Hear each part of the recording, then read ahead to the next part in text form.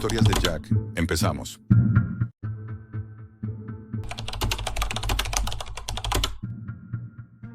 Me llamo Jack, o al menos así quiero que me llames.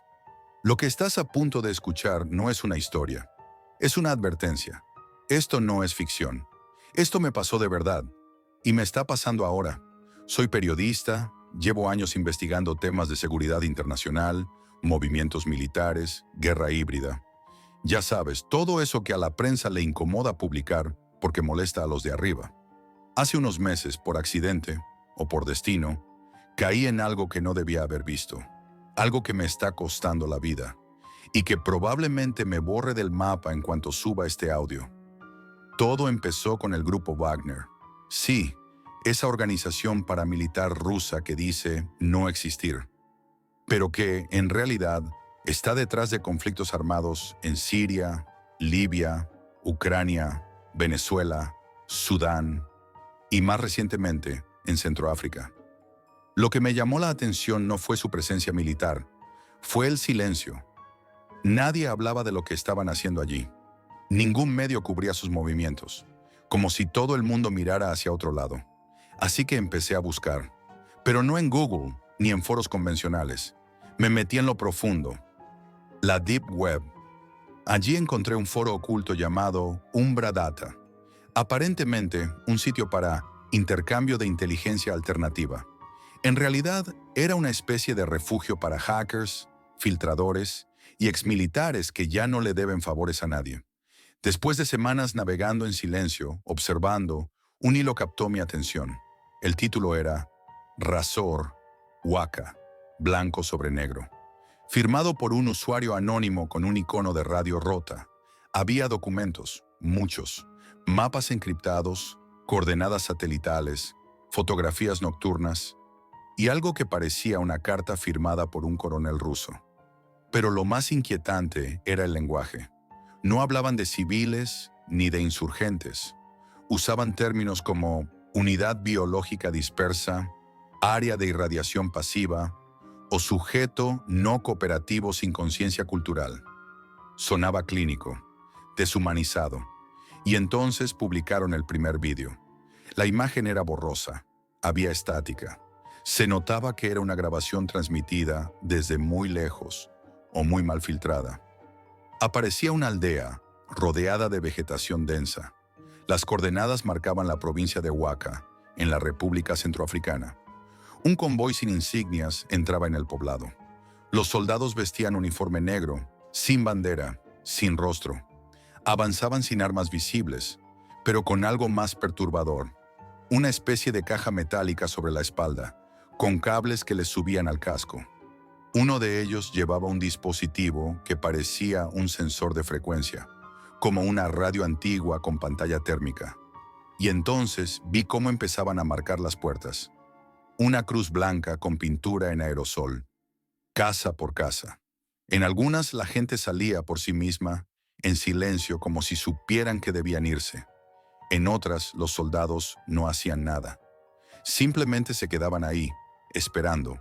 Y después llegaron los camiones, grandes, negros, sin matrícula, con ventanas selladas y un símbolo que no pude identificar, pero que tenía forma de antena atravesada por un rayo. Los habitantes subían sin oponer resistencia.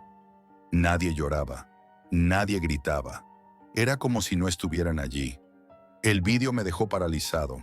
No parecía un ataque, no era una redada, era algo sistemático, un protocolo, un proceso que había sido repetido muchas veces. Y ahí fue cuando cometí el primer gran error. Lo descargué.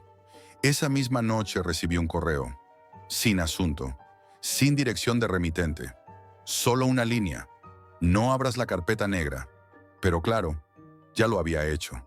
El archivo era un zip comprimido, pedía contraseña, y el sistema de encriptación no era común. Ni AES 256, ni RSA.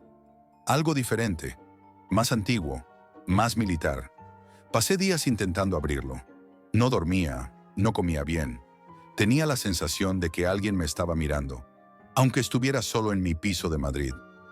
Tuve que contactar a un viejo colega de la universidad, ahora experto en ciberseguridad israelí. Cuando le envié la muestra del cifrado, su reacción fue inmediata. Jack, esto es cosa seria.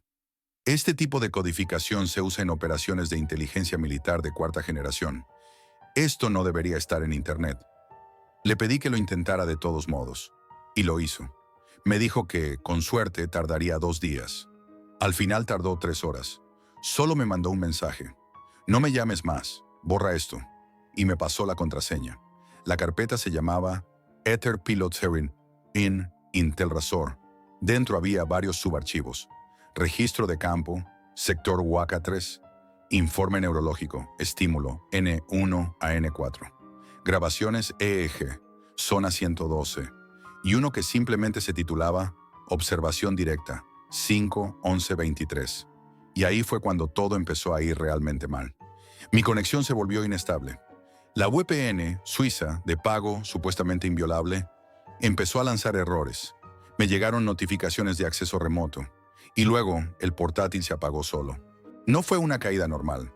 Fue como si algo o alguien lo desconectara desde fuera. Lo encendí. Todo parecía normal, pero el ventilador del disco duro hacía un zumbido extraño, como una interferencia. Y justo entonces sonó el teléfono. No mi móvil, el fijo, que no uso desde hace años y que ni siquiera tenía conectado a la línea. Sonaba con una cadencia irregular, como un mensaje cifrado en código Morse. No contesté, solo escuché. Durante 33 segundos, exactos. Al día siguiente, volví a Umbradata. El hilo había desaparecido. No solo eso, todo el foro había sido eliminado de la red. Incluso con acceso a los espejos Tor, no quedaba rastro de Umbradata, como si nunca hubiera existido. Y ahí fue cuando supe que ya no estaba jugando a ser periodista. Ahora era parte de algo, parte de una operación viva, de algo que alguien no quería que nadie supiera. Y lo peor, apenas estaba empezando. Proyecto Razor. Fecha: junio de 2023. Ubicación: República Centroafricana, región de Huaca. Clasificación: ultra secreto. Objetivo: aplicación de técnicas de neuromodulación remota y manipulación poblacional en entornos de bajo control internacional. Eso era lo primero que aparecía en el archivo principal de la carpeta negra. Un encabezado simple, frío, técnico, pero lo que contenía ese documento era monstruoso. Había informes firmados por lo que parecía un subgrupo dentro del grupo Wagner, una unidad llamada Operación Éter, formada por neurólogos, ingenieros de guerra electrónica y psicólogos militares rusos. Su tarea: estudiar la reacción cerebral colectiva ante determinados estímulos de radiofrecuencia, aplicados masivamente. No necesitaban armas, no necesitaban cárceles, solo ondas dirigidas, frecuencias que alteraban la voluntad, que borraban el miedo, que convertían a los seres humanos en masa obediente. Uno de los informes detallaba las fases de un experimento en una región rural al sur de Huaca. Fase 1. Inducción de letargo social. Se instalaban antenas ocultas dentro de supuestas torres de telecomunicaciones chinas. Las ondas emitidas provocaban fatiga crónica, confusión leve y reducción de impulsos reactivos. Fase 2. Normalización cognitiva colectiva. Transmisión de frases grabadas en bucle durante el sueño profundo, captadas con sensores térmicos. Se repetían mensajes como: eres parte del todo, obedecer es proteger, pensar es dolor. Fase 3. Extracción selectiva. Individuos con baja resistencia neuronal eran trasladados en camiones hacia instalaciones no identificadas. Algunos regresaban, otros no. Los que volvían ya no eran los mismos. Vi vídeos, muchos. Uno grabado desde el interior de un aula escolar improvisada. 50 niños con cascos metálicos conectados a un pequeño generador. En silencio. Todos con la mirada fija al frente. Una voz robótica sonaba desde los altavoces. Unidad, control, unidad, control. No pienses, no pienses, no pienses. Y los niños lo repetían, como si ya no tuvieran conciencia. Otro archivo mostraba una entrevista con un habitante que había escapado del perímetro experimental. Tenía espasmos, ojos hundidos. Hablaba en susurros, como si algo le escuchara. Nos lo dijeron en sueños, decía, que debíamos seguir la señal, que afuera no había aire. ¿Quién te lo dijo?, preguntaba alguien fuera de cámara. La luz en el cielo, la que no parpadea. No sabía si se refería a un dron, a un satélite o a algo más. Pero en ese momento me di cuenta de algo aterrador. No era un experimento local, era una fase de prueba. A los pocos días de abrir esa carpeta, los efectos empezaron a sentirse en mí. Dormía mal, tenía migrañas constantes, soñaba con frecuencias, sonidos agudos, zumbidos que se intensificaban justo antes de despertarme con la nariz sangrando. El teléfono fijo volvió a sonar, siempre a las 3:33, solo esa línea, sin llamadas perdidas, sin señal de entrada. Esta vez contesté, nada, solo un sonido, como una transmisión vieja de radio militar. Luego una voz, distorsionada, digital, dijo, Jack, ya no eres observador, ahora eres parte. Colgué, me fui de mi piso esa misma noche. Intenté contactar con Lara, una colega alemana de confianza. Le envié parte de la información. Me respondió 2 días después, desde un número desconocido. Me están siguiendo, dijo. ¿Quiénes?, pregunté. No lo sé. Hombres sin distintivos. Se llevaron mi portátil, mis discos. Dejaron una nota en ruso. Cavaste demasiado hondo. Ese fue el momento en que supe que estaba jodido. Esto no era solo una operación encubierta. Era un nuevo tipo de guerra. Guerra mental. Una colonización silenciosa, sin soldados ni tanques. Una invasión que empezaba en la mente. Seguí los rastros de Operación Éter y encontré indicios de más pruebas en otras regiones. Algunas en zonas aisladas de Siberia, otras en campos de refugiados en Chad, incluso una señal en el norte de Brasil, en el Amazonas. Todo seguía el mismo patrón. Territorios sin supervisión, poblaciones vulnerables, instalaciones clandestinas, desapariciones inexplicables, silencio absoluto. La cobertura mediática era nula. Los gobiernos negaban todo. Las empresas de telecomunicaciones involucradas eran pantallas. Y Wagner no dejaba huellas.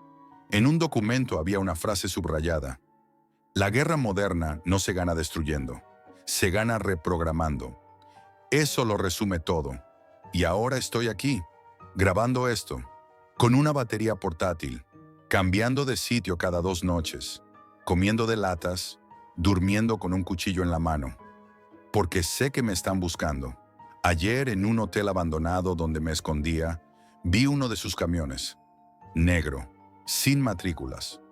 El mismo símbolo de antena atravesada por un rayo. Estaba vacío, pero sabía que era una advertencia. Ya no sé cuánto tiempo me queda. He dejado esta grabación en varios servidores anónimos. Si estás escuchándola, difúndela, cópiala, grábala.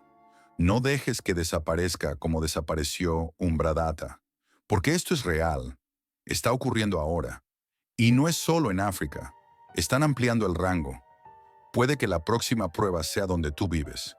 Puede que ya estés sintiendo los efectos y no lo sepas.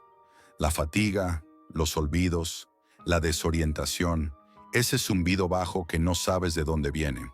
No es tinnitus, es el inicio. Así que si alguna noche, a las 3:33, suena un teléfono que no debería estar conectado, no lo cojas, corre, desconéctate. Y nunca, nunca abras la carpeta negra. Déjame un comentario con lo que piensas. Suscríbete para no perderte lo que viene. Y si esto te ha inquietado, dale like para que más gente escuche la advertencia.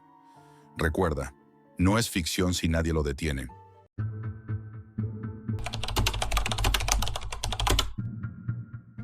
No sabía que el miedo podía olerse, hasta que bajé aquellas escaleras. No soy ningún héroe, tampoco un criminal, aunque si te soy sincero, probablemente merezca estar en algún tipo de lista. Durante más de 10 años me dediqué a explorar los rincones más oscuros de Internet. No por necesidad, no por trabajo, por obsesión. La Deep Web es como una madriguera sin fondo. Cuando crees haber tocado el límite, siempre hay otro túnel más profundo. Empecé como muchos, con foros anónimos, intercambios de datos, mercados clandestinos. Me fascinaba la sensación de estar en un lugar donde nada tenía reglas, donde todo era posible. Pero tarde o temprano, uno encuentra algo que le hiela la sangre. Lo mío fue el pozo. La primera vez que oí hablar de él fue en un tablón ruso, enterrado entre subforos muertos y enlaces que llevaban a la nada.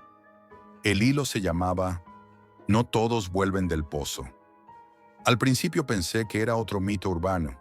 Había cientos de leyendas así: juegos malditos, transmisiones malditas, rituales digitales, basura. Pero este hilo era diferente. Los mensajes eran cortos. Algunos parecían escritos a toda prisa. Otros eran fragmentos de testimonios. Me obligaron a mirar. Vi cómo uno le arrancaba la mandíbula al otro.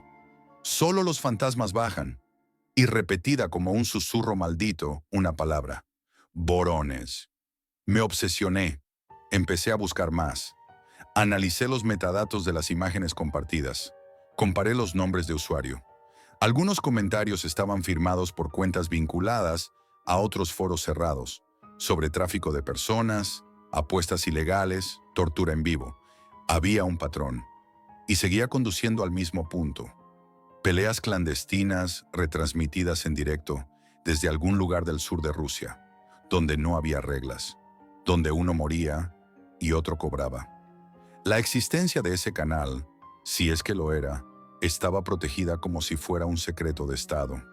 Pero cuanto más investigaba, más claro quedaba que era real. Algunos hablaban de transmisiones por Tor, con acceso limitado a quienes demostraban lealtad o potencial. Un día, mientras navegaba por un foro en ruso disfrazado de mercado de armas, me llegó un mensaje privado. Era escueto, sin saludo. Solo decía: Voronezhsky, Hangar 47, medianoche, sin dispositivos. La cuenta era anónima, pero la IP me heló la sangre. Estaba enmascarada con varias capas de redirección, pero una de las señales coincidía con otras usadas en foros de tráfico humano. No era una broma. Pasé una semana dudando. Estaba dispuesto a ignorarlo, pero era como una semilla plantada en mi cerebro. No podía dejar de pensar en ello. Si realmente existía, era la prueba definitiva. Una oportunidad única de ver el infierno con mis propios ojos. Conseguí documentación falsa. Preparé efectivo. Viajé desde Londres hasta Moscú. De ahí un tren nocturno hacia Vorónezh. Durante el trayecto sentí esa inquietud constante de que alguien me vigilaba. Nunca me había sentido tan vulnerable. Pero no me detuve. Vorónezh es gris, fría. Parece una ciudad atrapada en los años 80. Oxidada, gastada, invisible para el mundo moderno. Tomé un taxi hasta las afueras. Me bajé en un polígono industrial muerto, donde solo se oía el viento silbar entre los esqueletos metálicos de las fábricas. El Hangar 47 no tenía letrero. Solo una estructura enorme, oxidada, con una puerta metálica que crujía con el viento. Frente a ella, un coche oscuro apareció desde la niebla. Se detuvo sin faros. Bajaron 4 hombres. No hablaron, no preguntaron. Me revisaron de arriba abajo, me quitaron el móvil, la cartera, hasta los cordones de los zapatos. Uno de ellos me cubrió los ojos con una tela áspera y me empujaron hacia el interior. No sé cuánto tiempo estuve bajando escaleras, primero de metal, luego de cemento. Cada peldaño parecía más frío que el anterior.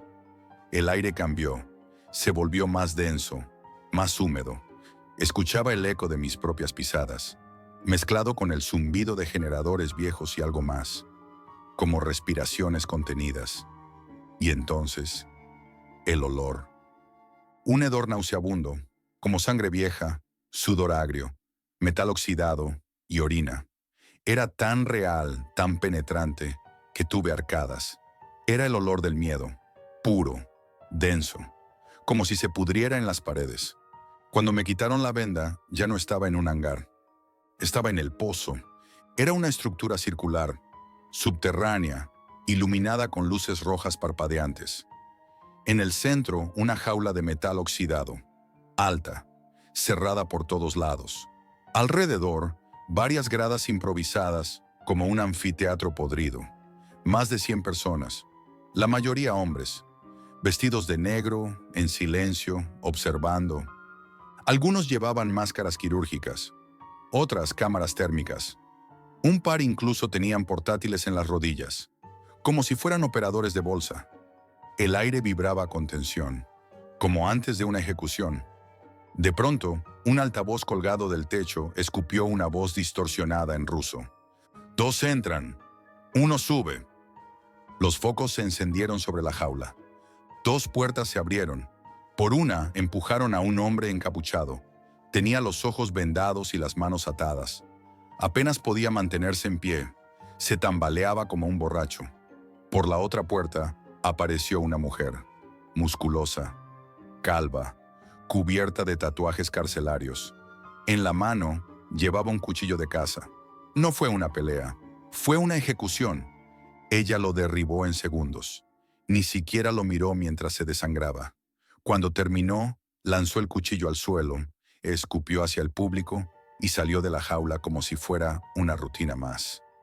El público aplaudió, con entusiasmo, algunos de pie, como si acabaran de ver una obra maestra. Me sentí enfermo. Empecé a buscar con la mirada al tipo que me trajo. Lo encontré cerca de una de las salidas. Me acerqué, temblando. Le dije que no quería estar allí, que había sido un error, que quería irme. Él sonrió. Una sonrisa sin calor, sin labios, solo dientes podridos. Sacó una tablet. Me la mostró. Mi foto, mi nombre real, mi historial de navegación, los correos cifrados que usé, hasta mi dirección en Londres. «Jack», dijo, «ya estás registrado». Creí que ya había tocado fondo, hasta que escuché cómo alguien reía mientras me desangraba. Cuando me dijeron que ya estaba registrado, algo dentro de mí se rompió. No sé si fue miedo o resignación. Me llevaron a empujones por un pasillo húmedo, cubierto de óxido y moho. El suelo estaba pegajoso. Todo allí parecía vivo, pero muerto al mismo tiempo. Me encerraron en una celda de hormigón, sin luz natural. Solo un pequeño tubo en la pared que escupía un zumbido constante. No había reloj, no había calendario, solo tiempo detenido. Comí 2 veces, o 3, no lo sé. Pan duro, arroz frío. El agua sabía a metal. Me dolía la cabeza constantemente. A veces oía voces, risas al otro lado del muro, gritos también. Pero lo peor fue la música. Cada noche al otro lado del pasillo sonaba una música instrumental, distorsionada, de circo, como si estuvieran celebrando. Y luego, peleas. No las veía, pero las escuchaba. Puños golpeando carne, dientes rompiéndose, cuerpos cayendo. Alguien pidiendo a gritos que lo mataran de una vez. Una noche, un hombre apareció en mi celda. Alto, ruso. Iba vestido con bata médica, pero sus botas estaban llenas de barro seco. Me examinó como si fuera ganado. Me miró los brazos, me palpó las costillas, me midió la mandíbula. Me dijo que era apto, que los clientes buscaban caras nuevas. «Sonríe», me dijo en inglés. «Tu número es 743». Y entonces me lo grabó en la piel, un hierro caliente. El olor de mi propia carne quemada me hizo vomitar. No me lo permitió, me obligó a tragarlo. No hay desperdicio en el pozo. Conocí a otros. Mi vecino de celda era un francés, Jean. Llevaba más de un mes allí. Había peleado 6 veces. Me habló a través del respiradero. Me dijo que al principio pensaba que podía ganar, que si era fuerte lo dejarían ir.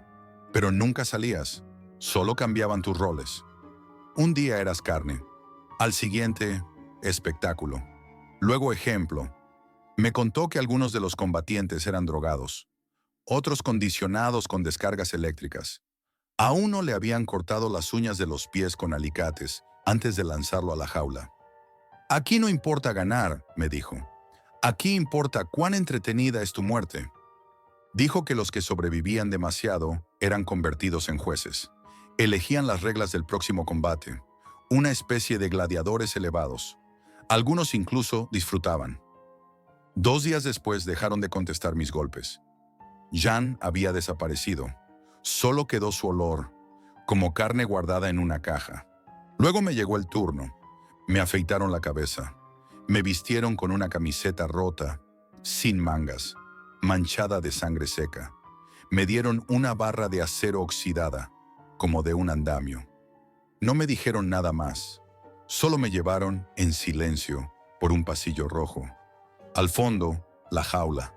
La jaula era más grande de lo que parecía desde las gradas. Tenía una trampilla en el suelo y una abertura en lo alto, como si alguien pudiera mirar desde arriba. Las luces me cegaban. No podía ver al público, pero los oía. Murmullos, risas. Alguno gritó mi número. 743, ¡que lo reviente! Frente a mí salió un chico. No tendría más de 17. Pálido, delgado, temblaba. Sus costillas marcadas, sus ojos vacíos. Tenía una cicatriz en la frente y en su pecho, escrito a mano. Meat.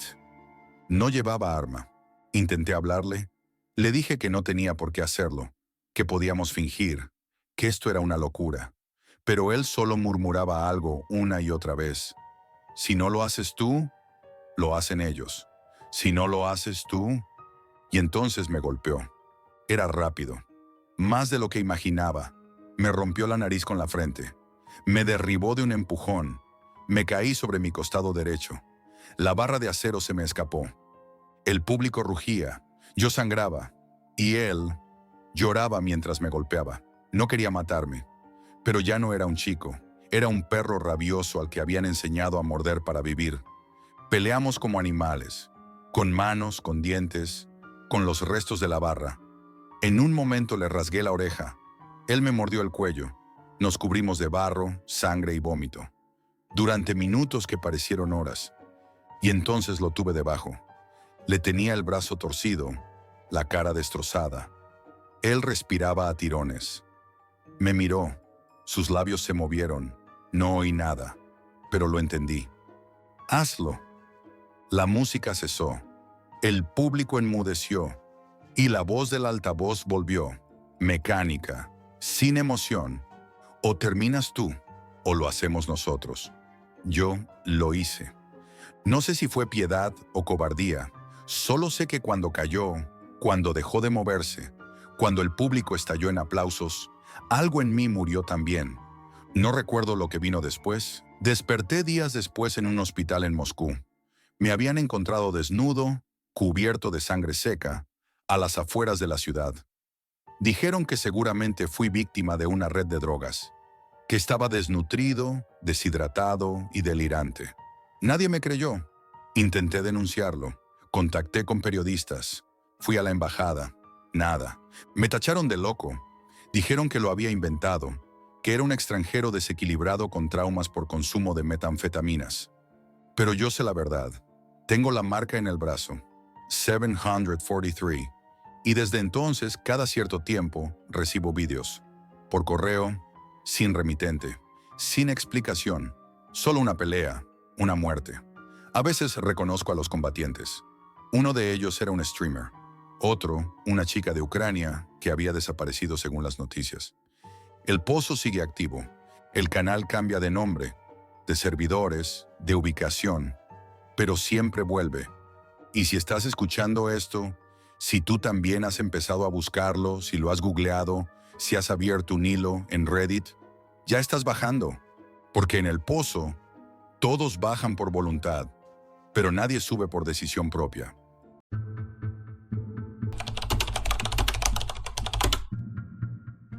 Hay cosas que uno no debería vender, por muy buen dinero que paguen por ellas. Y esta historia no vas a encontrarla en foros, ni en hilos de Reddit, ni en vídeos de conspiración. Lo que pasó fue real, asquerosamente real. Y aunque me he esforzado por olvidarlo, hay noches que, aunque cierre los ojos, sigo escuchando los gritos. Todo empezó con una transacción, una más. En la Deep Web todo es negociable. Armas, órganos, personas, lo que quieras. Yo me dedicaba a lo primero, tráfico de armamento. Llevaba años vendiendo a grupos que no querían dejar rastro. Desde Europa del Este hasta Asia Central. Siempre igual, pedidos cifrados, pagos en criptomonedas, entregas por rutas invisibles, sin nombres, sin preguntas. Mi equipo era pequeño, pero efectivo. César, mi mano derecha, fuerte, leal, de los que no se arrugan ni cuando le apuntan en la cara. Clara, la informática, silenciosa y precisa, capaz de localizar un satélite chino en menos de 5 minutos. Nico, nuestro contacto de aduanas, el tipo que hacía magia con los contenedores. Y Malik, un ex militar francés que conocía más formas de matar que palabras en español. Juntos éramos casi invisibles, hasta que un cliente nos encontró a nosotros. Nick, Red-77, nos escribió desde una red rusa cifrada, usando un canal privado. Quería 1 tonelada de armamento, pistolas, rifles de asalto, granadas de mano, munición. Pero había condiciones. Primera, la entrega debía hacerse en persona. Segunda, solo aceptarían la mercancía si se entregaba en un punto específico del norte de República Centroafricana, cerca de la frontera con Chad. Tercera, el pago se haría por adelantado, el doble de la tarifa habitual. No quiso negociar, solo nos envió las coordenadas GPS y el dinero. En total, 1,2 millones de euros en Bitcoin, transferidos en menos de 1 hora. Clara rastreó la ubicación, un paraje completamente deshabitado, rodeado de selva y desierto. Ni cobertura, ni poblaciones registradas. Solo una mancha de polvo rojo en medio de la nada. Deberíamos haber dicho que no. No por miedo, por instinto. Pero el dinero hablaba más alto que nuestras sospechas. En 1 semana teníamos todo listo. Armamento empaquetado, contenedor camuflado, vehículos de transporte alquilados en Duala. Contratamos sobornos en puertos, en aduanas, en carreteras secundarias. Rutas fantasmas, documentación falsa. Partimos una mañana sin nubes. El calor era insoportable, pero el polvo lo hacía aún peor. Avanzábamos por caminos de tierra rojiza, donde los árboles parecían quemados y los pueblos no eran pueblos, eran esqueletos, casas de barro medio derruidas, gente mirando desde las sombras, niños con rifles demasiado grandes para sus manos. En uno de los pueblos, paramos a repostar gasoil. Un viejo se nos acercó. Habrá tenido 80 años. Piel curtida, ojos apagados. Señaló el camión y murmuró algo en sango. Clara tradujo. Dice que estamos llevando la semilla de la desgracia al polvo muerto. No dijimos nada. Subimos al camión y seguimos. Las últimas horas de viaje fueron una pesadilla. Carreteras desaparecidas, vegetación cerrándose tras cada paso, calor pegajoso y esa sensación constante de que alguien o algo nos observaba. Malik conducía como un autómata, en silencio, con una mano sobre la pistola. Finalmente llegamos al punto. Un claro enorme, seco, sin vida. No había campamento, no había nadie, solo silencio, ni insectos, ni viento. Aquel polvo rojo cubría todo, como una piel muerta. Ni siquiera nuestras pisadas quedaban marcadas. Nico dijo lo que todos pensábamos. Nos han tendido una trampa. César bajó del camión con el arma en mano. Dio una vuelta. Nada, ni huellas. Y entonces salieron. No escuchamos pasos, ni ramas. Solo aparecieron, como si hubieran estado allí todo el tiempo, mimetizados con la tierra. Hombres armados, 10, quizá más. Ropa civil, sucia, sin insignias, pero todos con el mismo gesto. Una calma inhumana, como si no tuvieran miedo, como si no les importara morir. Uno de ellos con una cicatriz que le cruzaba el ojo y una radio oxidada colgando del cuello, se me acercó. «¿Jack?» asentí. «Vais a quedaros hasta que revisemos la mercancía». Eso no estaba en el trato, dije, serio. El tipo sonrió, una sonrisa seca, como de quien ya te ha enterrado mentalmente. Montaron un campamento improvisado con rapidez militar. Revisaban cada caja con un cuidado enfermizo. Tocaban las armas como si fueran reliquias, casi con devoción. Durante la primera noche, Clara me dijo en voz baja, «Aquí ha pasado algo. Este lugar Está contaminado. Nadie durmió. Había un silencio espeso, pesado, como si estuviéramos en medio de un cementerio sin lápidas. A la mañana siguiente, uno de los hombres apareció con una caja nueva. No era nuestra. Dentro, un fusil oxidado, de fabricación soviética, con marcas en cirílico y sangre seca en la culata. Nos miró y dijo: «Esto no lo habéis traído vosotros, pero ahora es vuestro». Malik se levantó de golpe. «No me jodas, no pienso quedarme más tiempo». El hombre sacó su pistola y disparó al suelo, a centímetros de los pies de Malik. El que se mueva se convierte en polvo. La segunda noche fue peor. A eso de las 3 de la madrugada, escuchamos un ruido cerca del río. César y yo salimos con linternas. Nico no estaba. Buscamos durante horas. Al amanecer encontramos su mochila, abierta, tirada entre unas piedras. Manchas de sangre seca. No había cuerpo. No había huellas. Solo el polvo. César me miró con la cara desencajada. «Nos están cazando, Jack, uno a uno». Yo quería creer que Nico se había alargado, que se asustó y huyó. Pero en mi interior sabía la verdad. Esa noche no quisimos dormir. Nos turnamos para vigilar. Clara estaba pálida. Se sentó contra una roca con el portátil en el regazo. Intentó hackear una señal satelital para pedir ayuda, pero el cielo, por alguna razón, no devolvía señal. Y justo cuando empezaba a clarear, Clara desapareció. Sentí como el aire se me escapaba del pecho. Corrí fuera de la tienda sin pensar en nada más que alcanzarla. Vi a 2 hombres, aquellos mismos con la cicatriz, y otro cargando con ella a rastras entre los arbustos. Su boca estaba tapada con fuerza, sus ojos desorbitados. Quise gritar, pero solo salieron gruñidos ahogados. Saqué el cuchillo de supervivencia y, sin pensarlo, lancé el primer golpe al hombre que la sujetaba. Sentí la piel ceder bajo el filo. El otro, furioso, me golpeó con la culata del fusil en la cabeza y el mundo se volvió negro.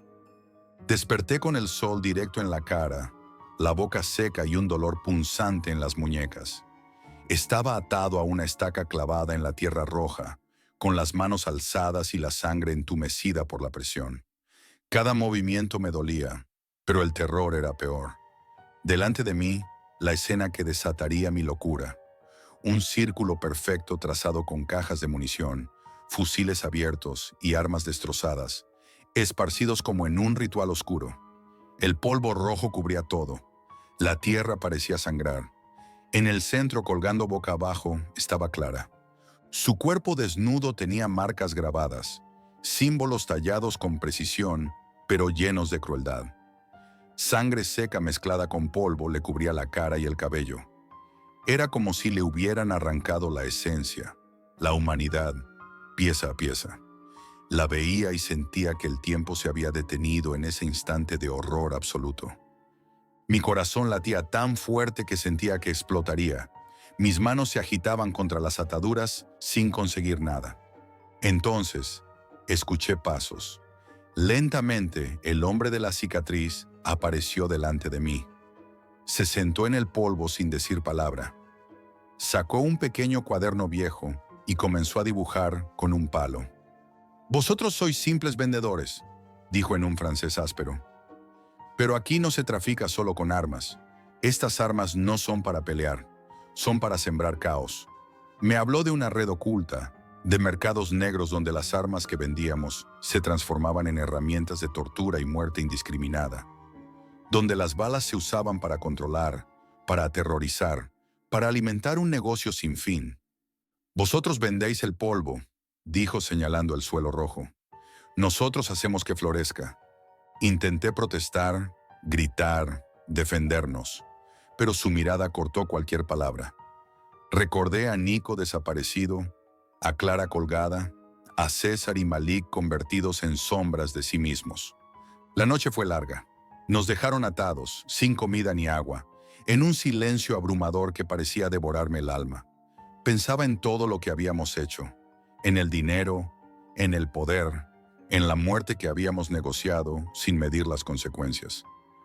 Al amanecer, el hombre cicatrizado me dijo que César y yo podíamos marcharnos, que nos dejarían salir con vida, que debíamos contar la historia, que el polvo rojo no olvida.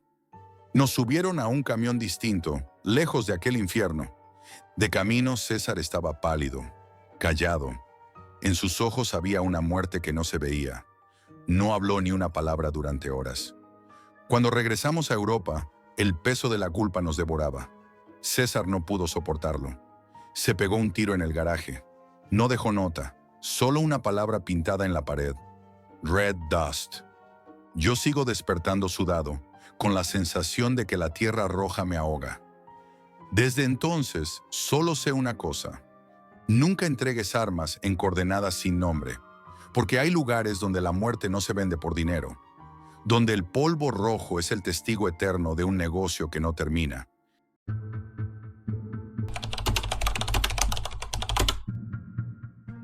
Lo que encontré dentro de esa caja no era sobrenatural, y eso es precisamente lo que más me aterra. Hasta hace poco llevaba una vida completamente normal. Trabajo remoto, salgo poco, no tengo muchos amigos y paso demasiado tiempo frente al ordenador. Nunca he sido alguien valiente, ni tampoco especialmente paranoico, pero desde aquella noche, cada sonido inesperado me pone los pelos de punta, cada sombra en el pasillo me hiela la sangre. Y lo peor de todo es que sé que no me estoy volviendo loco. Lo que me ocurrió fue real, más real de lo que me gustaría admitir. Todo empezó una noche cualquiera. Era viernes, estaba solo en casa, con una cerveza medio caliente y el portátil sobre las piernas.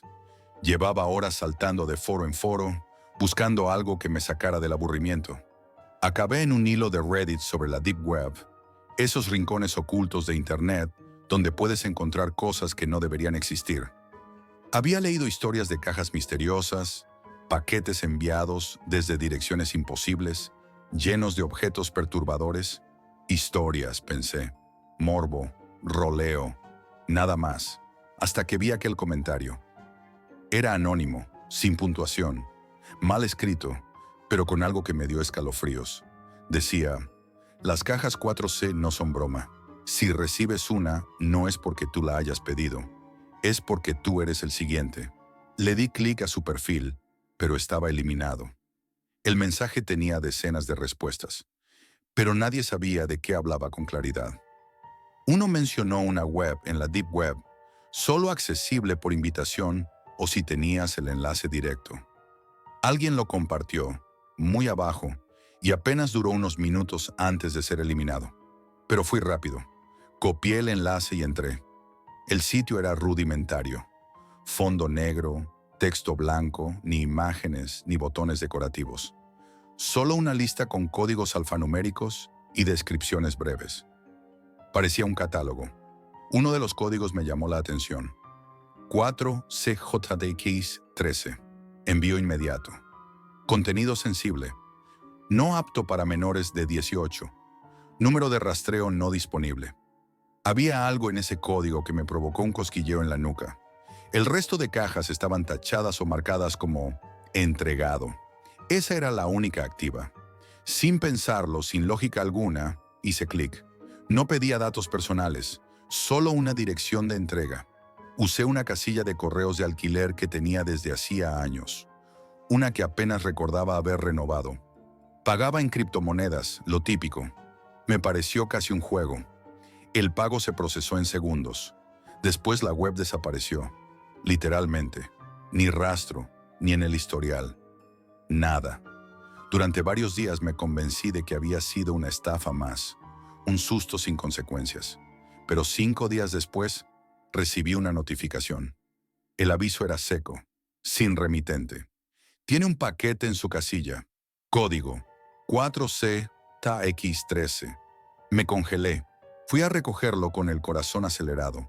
Era una caja negra, de cartón rígido, sellada con una cinta roja. No pesaba demasiado, pero sí lo suficiente como para inquietar. No tenía etiquetas postales ni logotipo de mensajería. Solo mi nombre escrito a mano y el mismo código en una esquina. 4C-JX-13. No la abrí de inmediato. Me senté frente a ella en la cocina. La miré durante horas, como si esperara que hiciera algo por sí sola. Recuerdo que incluso encendí el móvil y grabé un vídeo, por si me pasaba algo. Pero nunca subí esa grabación. La borré semanas después, temblando. Cuando reuní el valor, corté la cinta con un cúter. Dentro, perfectamente colocados, había 4 objetos. Una grabadora de cinta antigua, de esas que solo he visto en películas de los 80. Un sobre con varias fotos en blanco y negro. Un frasquito pequeño con un líquido transparente. Y un cuaderno, delgado, de tapas gastadas. Lo toqué todo con cuidado. Parecía un envío de museo, algo archivado con intención, con historia. Encendí la grabadora.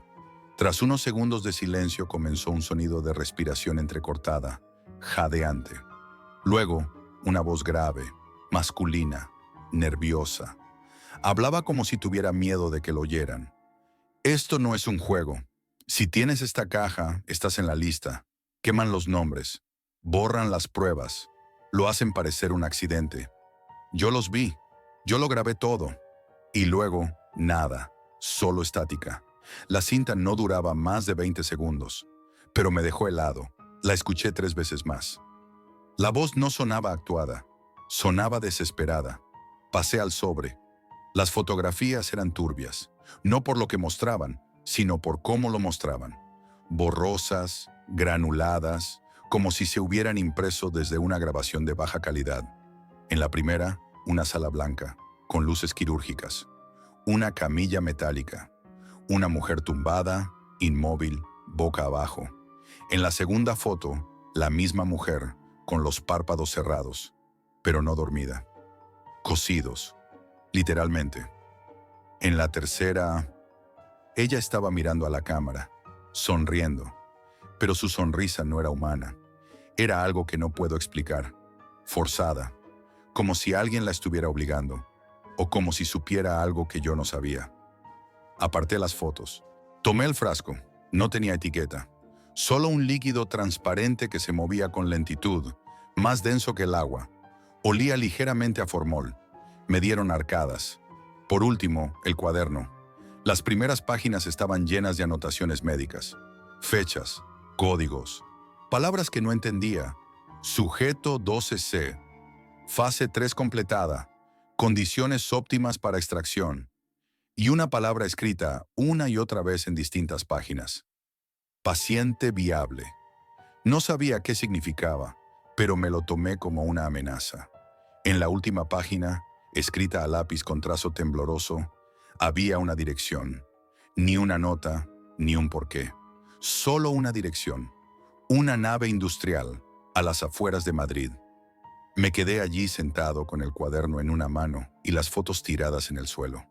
Empecé a notar un zumbido en los oídos, como si alguien estuviera hablándome sin voz. Una paranoia irracional, pero real. Apagué todas las luces. Cerré puertas. Revisé la cerradura de casa 2 veces. Dormí con un cuchillo de cocina bajo la almohada. Y aún así no concilié el sueño. Pasé el día siguiente intentando hacerme creer que era un montaje, un experimento social, una especie de ARG sin aviso. Pero no era eso. Lo sabía, lo sentía. No sabía qué era aquella dirección. No sabía qué estaba buscando. Pero al final, no pude evitarlo. Esa misma noche, conduje hasta el lugar. Al día siguiente me desperté con el peso de la caja y la dirección grabados en la mente. El sol entraba débil por la ventana, y la casa estaba extrañamente silenciosa, como si ella misma estuviera conteniendo la respiración. Me sentí observado, aunque no había nadie. Cerré el portátil, recogí un poco de equipo, una linterna, el móvil, algo para tomar notas, y salí. El trayecto a las afueras de Madrid fue frío y solitario. A medida que me acercaba a la dirección, el ambiente cambiaba. Las calles se volvieron más desiertas, las farolas parpadeaban con lentitud, y el ruido de la ciudad desaparecía poco a poco. Llegué a una zona industrial olvidada, un conjunto de naves abandonadas y talleres cerrados desde hacía años. El olor a humedad y metal oxidado impregnaba el aire. La nave que buscaba no tenía cartel ni señal alguna, solo un número pintado con spray en una esquina. La puerta principal estaba cerrada, pero por un lateral encontré una pequeña entrada con la cerradura forzada. Me di cuenta de que alguien había estado allí antes que yo. El pulso se me aceleró. ¿Estaría entrando en algo que no debía? Empujé la puerta con cuidado. Un chirrido resonó en la nave vacía. Adentro, la oscuridad era densa, apenas iluminada por la luz que se colaba por una rendija. Avancé con la linterna, viendo montones de cajas apiladas y herramientas oxidadas. El eco de mis pasos parecía responderme. En un rincón, la humedad había hecho correr manchas negras por las paredes. Al fondo, una puerta metálica más pequeña, con una cerradura grande y oxidada. La abrí con esfuerzo y entré en una sala blanca, demasiado limpia para aquel lugar. Una camilla metálica, idéntica a la de las fotos, esperaba en el centro, con correas de cuero gastadas colgando de sus extremos. Me acerqué y sentí un escalofrío recorrer mi espalda. A un lado, una mesa cubierta con instrumentos quirúrgicos amarillentos por el tiempo. Algunas jeringuillas vacías, bisturíes, pinzas, objetos que me recordaban a una pesadilla quirúrgica. Pero lo que me dejó sin aliento fue la nevera industrial al fondo, con varias etiquetas pegadas, entre ellas una con el código 4 Sejona Kis 13, el mismo de mi caja. Me acerqué temblando, sin saber qué esperaba encontrar. Abrí la puerta y dentro no había nada más que frío vacío, salvo un pequeño papel doblado en el fondo. Lo saqué y leí con manos que no dejaban de temblar. Entregado al objetivo, Jack Martínez, confirmado paciente viable. Un sudor frío me cubrió la frente. ¿Quién me había mandado eso? ¿Y por qué? De repente, un ruido seco resonó en la entrada. Mi corazón latió con fuerza y encendí la linterna hacia el pasillo. Nada. Solo silencio y la puerta que se movía con la brisa. Di la vuelta para salir, pero tropecé con algo. Miré hacia abajo y vi un móvil apagado, cubierto de polvo. Lo recogí y encendí. Tenía un mensaje, solo una palabra. Esperamos. Un escalofrío me recorrió todo el cuerpo. Miré hacia la salida, pero la puerta por la que había entrado estaba ahora cerrada con llave. Sin embargo, la puerta metálica de la sala, esa que había cerrado al entrar, estaba abierta de par en par. Sin pensarlo, crucé la estancia y avancé por el oscuro pasillo. El aire se volvía más frío, y el eco de mis pasos era acompañado por un susurro casi inaudible. Intenté escuchar mejor, pero solo logré oír un leve zumbido. Llegué a una puerta más pequeña, con una ventana de cristal opaco. Al otro lado, un tenue resplandor azul. Respiré hondo y empujé. Dentro encontré una pequeña oficina. En la mesa, un ordenador encendido con la pantalla llena de líneas de código y mensajes encriptados. En el monitor, una webcam que apuntaba a la puerta por la que había entrado. Justo cuando me di cuenta, un mensaje apareció en pantalla. Estás siendo observado. Sentí que alguien me estaba vigilando, no solo en ese lugar, sino desde algún lugar lejano. Apagué el ordenador y apreté el móvil en mi mano. Mi respiración se aceleraba y una idea aterradora se instaló en mi mente. No se trataba solo de un paquete, era un juego macabro, y yo era la pieza principal. Salí de la oficina con la intención de marcharme, pero el pasillo que antes parecía vacío, ahora estaba lleno de sombras que se movían al borde de mi visión. Escuché pasos detrás de mí. Corrí hacia la puerta principal y la encontré abierta. Salí sin mirar atrás. Desde entonces, mi vida cambió. El móvil suena a horas imposibles. Correos electrónicos sin remitente aparecen en mi bandeja y siento que alguien está cerca, incluso cuando estoy solo en casa. La policía no cree mi historia. Para ellos solo es un juego más de la Deep Web, pero yo sé que me están siguiendo. Busqué en la web y encontré que la caja 4CX14 estaba en preparación.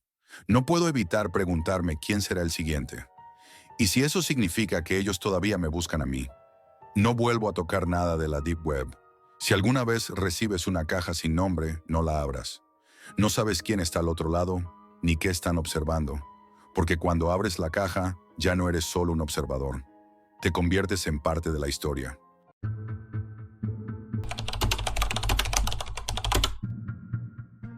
Nunca pensé que un simple clic me llevaría a lugares que ni siquiera el mapa puede mostrar.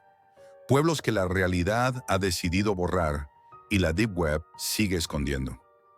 Como investigador freelance, siempre he sentido una atracción especial por lo oculto, lo que la gente prefiere ignorar. Hace unas semanas, mientras rastreaba datos para un reportaje sobre comunidades rurales desaparecidas en México, me topé con algo que cambió todo. Todo empezó en un foro oscuro de la Deep Web, un lugar donde la información se mueve sin filtro ni control. Allí apareció un hilo extraño titulado Pueblos borrados, la red de los olvidados. No era un tema cualquiera. Hablaban de pueblos que, supuestamente, habían dejado de existir en el mundo real, como si alguien los hubiera eliminado de los mapas, de la historia y hasta de la memoria colectiva. Al principio pensé que era solo otra leyenda urbana más, pero algo en los detalles me hizo continuar. Los mensajes estaban llenos de coordenadas, enlaces a archivos .onion, capturas de mapas, vídeos caseros y documentos supuestamente filtrados. Nadie cuestionaba la autenticidad en ese foro, y lo más raro es que el hilo no había sido eliminado, a pesar de su contenido inquietante. Decidí seguir uno de esos enlaces y descargué un archivo que parecía un mapa digital, pero no uno común. Era una red interconectada de pueblos ubicados en zonas remotas de México: Chihuahua, Durango, Oaxaca y otros estados. Lo inquietante era que muchos de esos pueblos ni siquiera aparecían en Google Maps ni en registros oficiales. Algunos tenían nombres reales, otros solo números o símbolos, como si hubieran sido clasificados y ocultados deliberadamente. Entre ellos había un pueblo que destacaba: San Rafael. Un video amateur de baja calidad, fechado en 2012, mostraba la entrada a ese pueblo. Se veía un cartel metálico oxidado con el nombre, y detrás, casas abandonadas, calles polvorientas y un silencio abrumador. Pero lo más perturbador era el sonido ambiente. Susurros y murmullos que parecían salidos de ningún lugar. Voces lejanas atrapadas en la grabación, como si alguien invisible se comunicara en ese espacio vacío. Empecé a buscar San Rafael fuera de la Deep Web. Consulté archivos digitales, bibliotecas, incluso pregunté en redes sociales. No encontré ni una sola referencia oficial o histórica. Era como si ese pueblo nunca hubiera existido, o mejor dicho, como si hubiera sido borrado por completo. Mi curiosidad se convirtió en obsesión. Seguí investigando y pronto me contactó un usuario anónimo, El Guardián. Me advirtió que dejara de buscar esos pueblos. Son agujeros en la realidad, me dijo en un mensaje privado. Pueden tragarte si no tienes cuidado. Pero yo ya había cruzado una línea y no podía parar. El Guardián me envió un archivo aún más inquietante, un vídeo grabado antes que el primero, donde un grupo de personas intentaba entrar a San Rafael. Caminaban por la entrada, atravesaban calles vacías, pero la cámara se apagó abruptamente tras un grito desgarrador. La grabación terminaba en oscuridad. Después de ver eso, noté que algo comenzaba a cambiar en mí. Empecé a tener lagunas de tiempo, perdía horas enteras sin recordar qué había hecho. Sentía una presión constante, como si alguien me observara desde un lugar invisible. La sensación era tan real que me costaba concentrarme. A pesar de todo, decidí ir a México para buscar alguna pista física. Quería enfrentar esa realidad borrada, pero cuando preguntaba a los habitantes de zonas rurales cercanas, sus miradas se llenaban de miedo o desconfianza. Algunos evitaban el tema, otros me advirtieron que había lugares donde la gente desaparecía y nadie quería hablar de ello. Un día, en un pueblo pequeño, conocí a don Héctor, un hombre mayor que parecía saber más de lo que contaba. En voz baja me habló de pueblos enteros que habían sido borrados del mapa oficial, de desapariciones masivas y de un silencio impuesto por autoridades y poderosos que querían esconder ciertas verdades. Me contó que esos pueblos no solo habían sido abandonados, sino que sus habitantes habían sido desaparecidos, sus nombres borrados de cualquier registro, como si nunca hubieran existido. Son sombras atrapadas en el tiempo, me dijo con un tono sombrío, y quien busca esos lugares puede terminar desapareciendo también. Aquella conversación me heló la sangre, pero no pude retroceder.